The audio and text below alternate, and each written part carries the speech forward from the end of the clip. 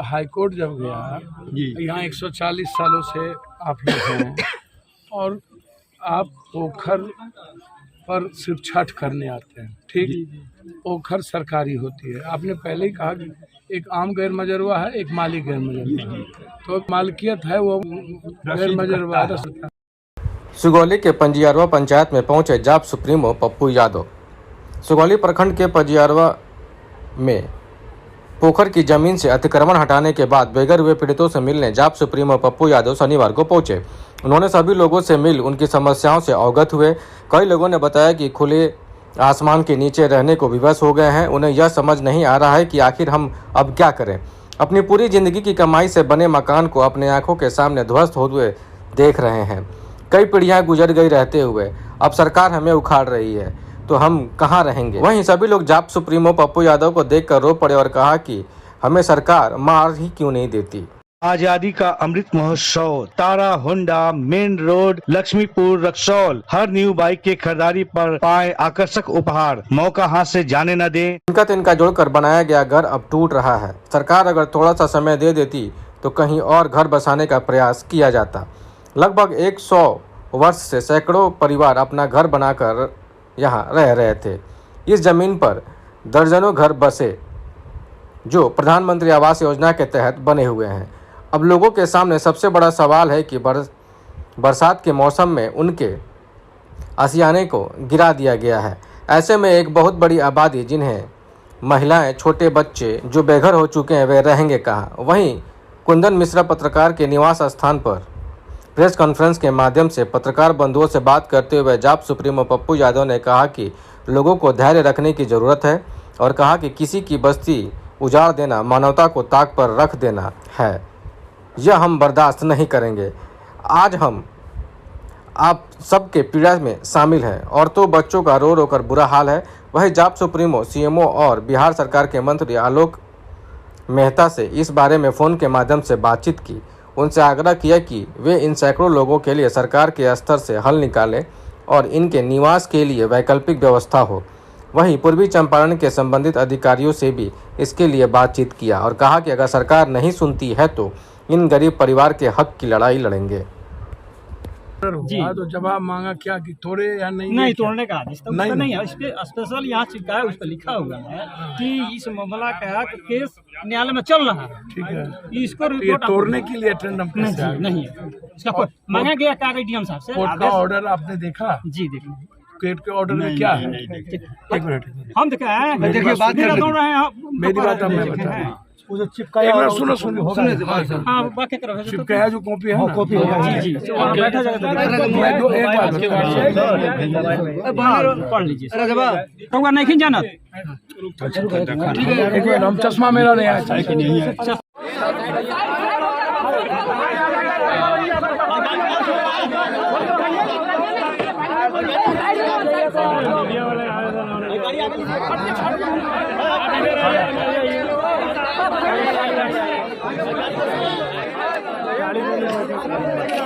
Kundan side हो जाओ, side Kundan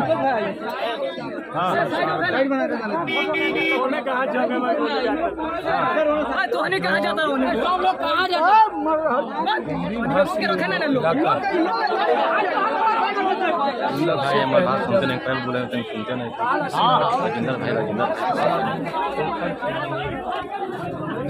हमने के आगे जाने दीजिए भैया जी।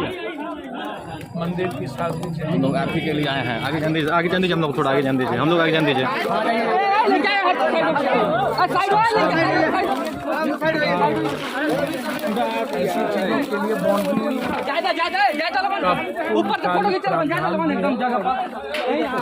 भैया तो अभी तक इतने दिन सरकार रही जिसमें बीजेपी की भी सरकार रही, दूसरी भी सरकार रही, महागठबंधन की भी सरकार रही, तो सार्वजनिक प्लेस की सुरक्षा सरकार की जिम्मेदारी थी और ये प्राथमिकता थी, जिससे किसी समाज के लोगों को दिक्कत ना हो, आहत ना हो, परेशानी ना हो। और कोई भी ऐसा व्यक्ति जो कंप्लीट रूप से जाहिल टाइप के लोग हो, किसी व्यक्ति विशेष के कारण किसी तरह की परेशानी ना हो। तो इसकी पूरी जिम्मेदारी थी कि इतने दिनों के अंदर सार्वजनिक स्थानों को हम सरकार घेराबंदी करेगी, सुरक्षित करेगी, तो क्या कारण है कि अभी तक नहीं। और यहाँ के मध्य मोतिहारी के डीएम या डीसीआर या बीडीओ सीओ, ये इनकी जिम्मेदारी बनती थी। पूरा सरकार का पैसा है। दूसरी चीज इंक्रोचमेंट, हमको समझ में नहीं आता है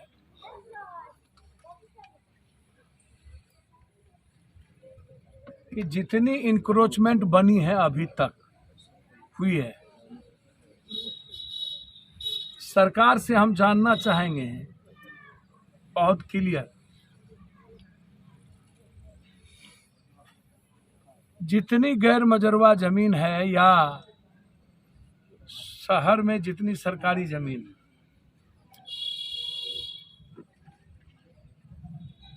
उसकी भी माफियाओं ने रजिस्ट्री करा ली।